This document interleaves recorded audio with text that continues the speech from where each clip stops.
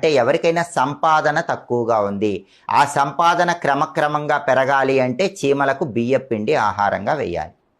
సంపాదన పెరిగిన తర్వాత ఫైనాన్షియల్గా ఒక సెటిల్మెంట్, టాప్ సెటిల్మెంట్ రావాలంటే చీమలకు పంచదార ఆహారంగా వేయాలి.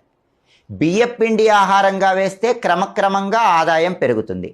పంచదార ఆహారంగా వేస్తే ఆదాయం పరంగా ఒక స్థిరత్వం ఏర్పడుతుంది. బెల్లం ఆహారంగా వేస్తే వృత్తిపరంగా స్థిరత్వం కలుగుతుంది. అలాగే చీమలకి తేనె ఆహారంగా వేసినట్లయితే కుటుంబ కలహాల తీవ్రతను తగ్గింపజేసుకోవచ్చు. కుటుంబంలో సభ్యుల మధ్య అన్యోన్యత పెరుగుతుంది.